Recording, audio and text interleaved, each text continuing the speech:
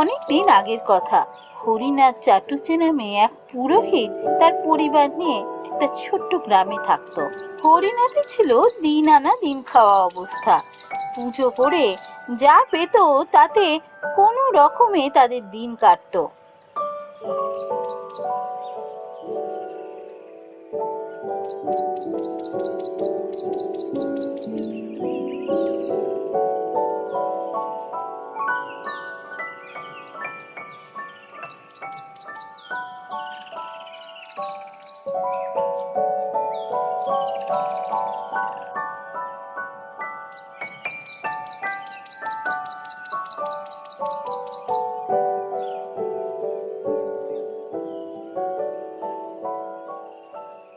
হ্যাঁ গো, আজকে এই কটা চাল নিয়ে ফেললে। এই কটা চালে আর কতটুকুই বা ভাত হবে? আমাদের দুজনের হবে কি করে? কি আর করবো বলো গিনি, আজকে তো এইটুকুই পেলাম। আর যদি কেউ কিছু না দেয়, আমি আর কি করব বলো তো। কি করবে? কি আর করবে? একটু দক্ষিণাটা তো বাড়াতে পারো। তারপর এই যে দান করে তোমাকে, এইগুলো তো বলতে পারো একটু বেশি করে দিতে। পুরোহিততে সবাই কত কি দেয়, তোমাকে তো কেউ কিছু সেরকম দেয়ই না। কোনো রকমে এই একটুখানি চাল, এই একটা দুটো আলু, এতে কি আমাদের চলে বলো তো? কি যে বলো, ভগবানের সেবা করি, তা বলি কি তার জন্য আমি দক্ষিণা চাইতে পারি? যে যা ভালোবেসে দেয় তাই আমি নিয়ে আসি। কেউ কিছু না দিলে আমি চাইতে পারবো না। ঠিক আছে, যখন না খেয়ে দিন কাটবে তখন বুঝবে ঠেলা। আচ্ছা, বাড়িতে কেউ আছো? একবার বাইরে এসো। কে ডাকলো মনে হলো না? হ্যাঁ, তাই তো মনে হলো। দাঁড়াও, আমি দেখছি।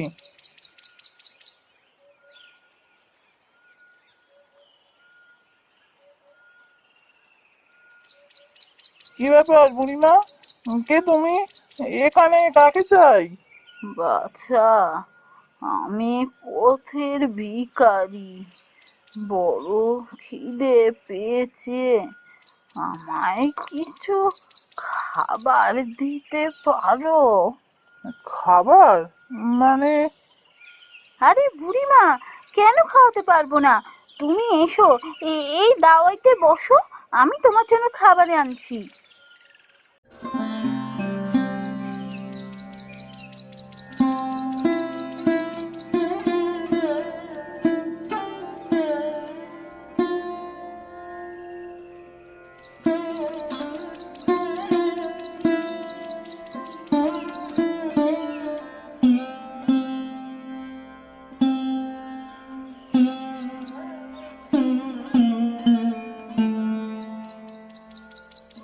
আহ, পেটটা ভরে গেল, কি শান্তি পেলাম। ভগবান তোদের মঙ্গল করুন। বুড়িমা, বাড়িতে যা ছিল তাই দিয়েছি, তাতে তোমার পেট ভরেছে শুনে আমাদের খুব ভালো লেগেছে। তা হ্যাঁ রে বাছা, তোরা নিজেরা খেয়েছিস তো, নাকি তোদের খাবারটাই আমায় দিয়ে দিলি? আরে না না, তা কেন হবে? আমাদের খাবার তো রাখা আছে, আমরা একটু পরে খাবো। বুঝেছি বুঝেছি, সব বুঝেছি। ঠিক আছে, তোরা যে আমায় মিছে কথা কইছিস তাও বুঝেছি। এই নে, তোদের এই একটা পাতা দিয়ে যাচ্ছি। এই পাতা দিয়ে মানুষের উপকার করিস, আর তার বিনিময় যে যা দেবে তা বিনা সংকোচে নিয়ে নিবি। তবে হ্যাঁ, কখনো যেন লোভ করবি না।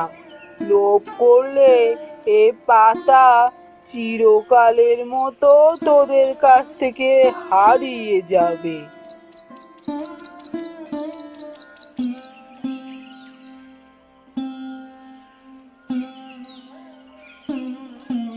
হলো বলো তো? এই পাতাটা কেন দিয়ে গেলেন? এই পাতা দিয়ে আমরা মানুষের কি বা উপকার করতে পারবো?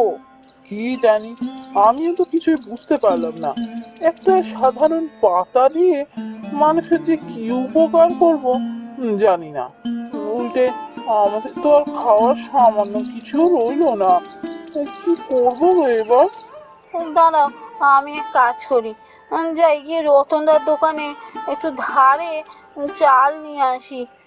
আবার দেবে কি জানি না, অনেক টাকা তো ধার হয়ে গেছে। যাই গিয়ে চেয়ে দেখি। ঠিক আছে, তাই যাও। আমি একবার জমিদার মশাই বাড়ি থেকে ঘুরে আসি। জমিদার মশাই ডেকে পাঠিয়েছিলেন। ওনার বাড়িতে বোধহয় কোনো পুজোর আয়োজন করবেন। ওনার ছেলেটা অনেক দিন ধরে অসুস্থ কি না।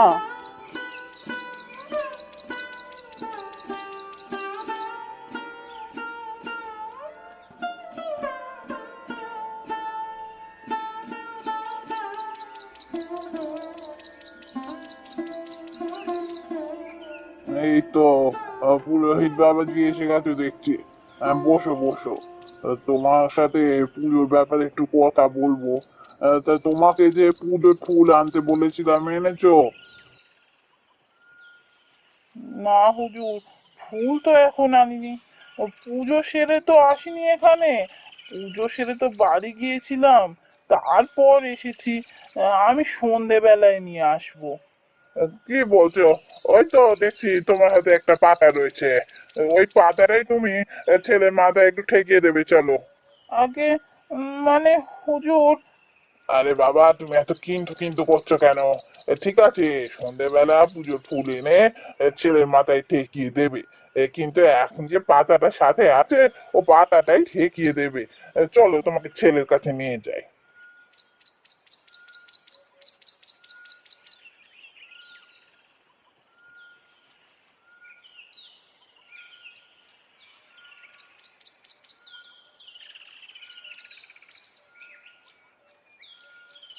কি রে নরেন্দ্র, তুই হঠাৎ উঠে বসলি? শরীর কেমন লাগছে রে? আমার তো এখন শরীর ঠিক লাগছে বাবা। আমার শরীর খারাপ ছিল, সেটা তো মনেই হচ্ছে না। আমি একদম সুস্থ হয়ে গেছি বাবা। হ্যাঁ, তাই বুঝি? তুই সত্যি বলছিস নরেন? তোর শরীর একদম সুস্থ হয়ে গেছে? হ্যাঁ বাবা, আমি একদম সুস্থ হয়ে গেছি। সত্যি হরিনাথ, তোমার হাতে জাদু আছে দেখছি। তোমার পুজোয় ঠাকুর খুবই সন্তুষ্ট, আমি বুঝতে পারছি। এই হরিনাথ, তুমি প্রতিদিন আমার বাড়ি পুজোটা করে দিয়ে যাবে। তাহলে আমার অনেক উন্নতি হবে। আমার সংসারের উন্নতি হবে, আমার গ্রামের উন্নতি হবে। তোমাকে আমি মাসিক মাইনে দেবো এর জন্য। আগে ও হুজুর, কি হলো? আমি তো কিছুই বুঝতে পারছি না।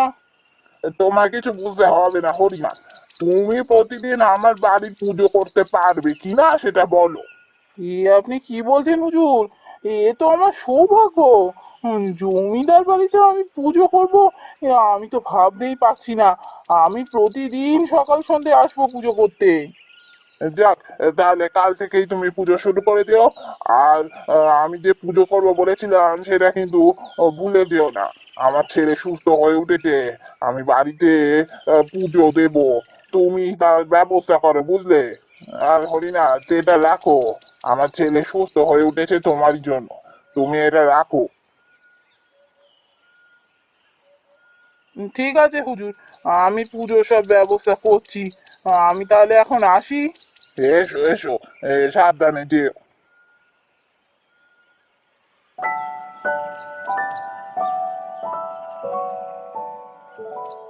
বাড়ি ফিরে হরিনাথ তার স্ত্রীকে সমস্ত ঘটনা বলল।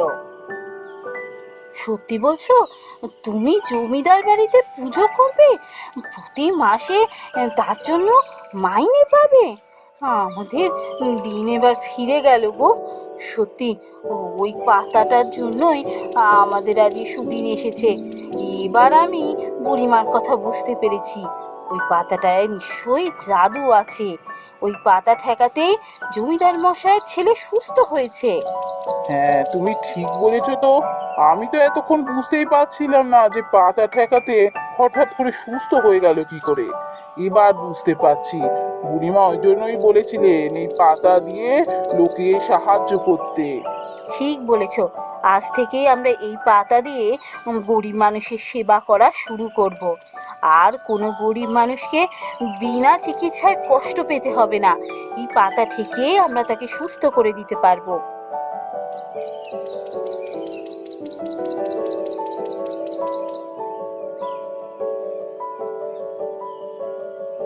এরপর থেকে মানুষ বিপদে পড়লে হরিনাথের কাছে আসতো সাহায্য চাইতে। আর হরিনাথও তার গায়ে ওই পাতা ঠেকাতেই তার সমস্ত সমস্যার সমাধান হয়ে যেতে লাগলো। শুধু সেই গ্রাম নয়, পাশাপাশি বিভিন্ন গ্রাম থেকে এবং দূর দূরান্ত থেকে মানুষ আসতে লাগলো হরিনাথের কাছে।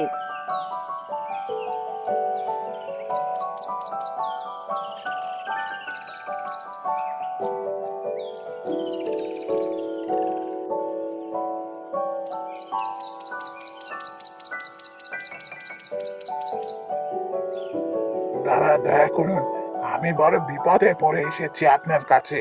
আপনার কোনো চিন্তা নেই, আপনার সমস্ত সমস্যার সমাধান হয়ে যাবে। ওই তো, ওই তো, এবার পাতাটা ঠেকাবে। এই তো সুযোগ, পাতাটাকে হাতছাড়াই করে পাল্টে দিতে হবে।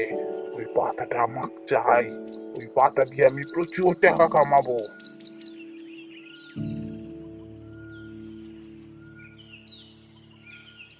ঠিক আছে, আপনি এবার ফিরে যান, দেখবেন আপনার সমস্ত সমস্যার সমাধান হয়ে গেছে।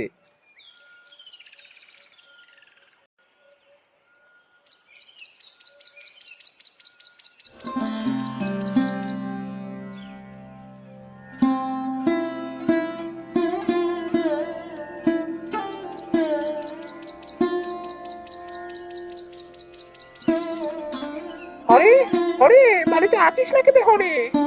আরে রতন দা যে, এত সকাল সকাল কি হয়েছে বলো? হরে, তোর এই পাতাটা নিয়ে একবার আমার বাড়িতে চ, আমার বউ খুব অসুস্থ, একবার চ হরি। আরে তুমি এভাবে বলছো কেন? আমি এক্ষুনি যাচ্ছি, তাহলে পাতাটা নিয়ে আসি।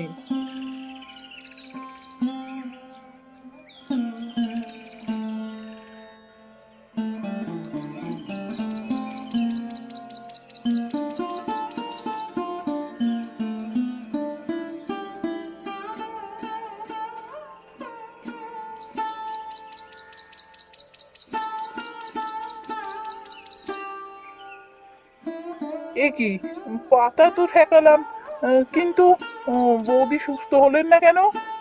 হ্যাঁ গো, তোমার শরীর ভালো হয়নি? তোমার কি এখনো শরীর খারাপ করছে? আমি তো যেমন ছিলাম তেমনই আছি। কেন, কি হয়েছে? এই হরি, কি করছিস? আর একবার পাতাটা ঠেকে দেখ না, নিশ্চয়ই ঠিক করে ঠেকাসনি, আর একবার দেখ না।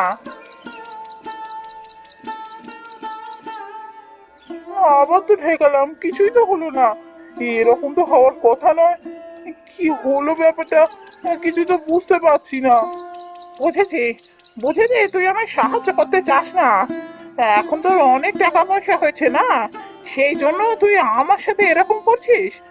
এক সময় আমি তোদের ধারে চাল ডাল দিতাম, তাই তো তোদের সংসার চলতো, আর আজ তুই আমার সাথে এরকম করলি?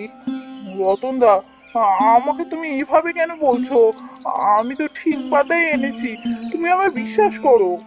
হ্যাঁ, হ্যাঁ, হরিবাবু ঠিকই বলছেন, দোষটা আমার।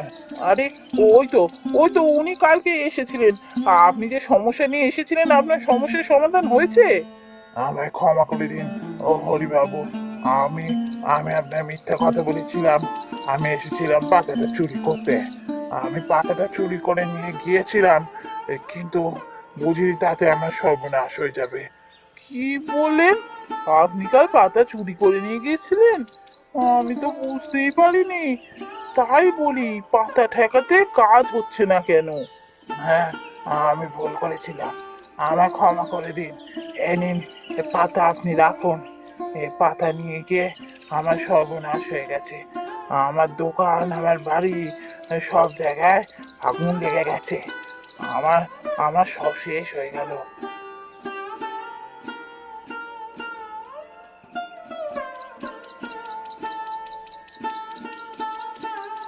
এই তো, এই তো তুমি সুস্থ হয়ে গেছো দেখছি। কি সুন্দর খাটের ওপর উঠে বসলে। কতদিন পর তুমি এভাবে বসলে। হ্যাঁ গো, হ্যাঁ গো, তোমার শরীর কেমন লাগছে এখন? আমি এখন পুরো সুস্থ গো। আমার আর শরীর খারাপ করছে না। কি করে এরকম হলো আমার? ওসব অনেক কথা, তোমায় পরে সব বলবো।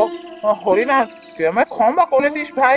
আমি না রাগের মাথায় আর এত বেশি চিন্তায় ছিলাম যে তোকে উল্টো পাল্টা বলে ফেলেছি, বুঝতে পারিনি। তুই আমায় ক্ষমা করে দিস ভাই। না না, তুমি এভাবে বলো না। সত্যি তুমি খুবই চিন্তায় ছিলে। তোমার এরকম ভাবে কথা বলাটা স্বাভাবিক। ঠিক আছে রতনদা, আমি তাহলে এখন আসি।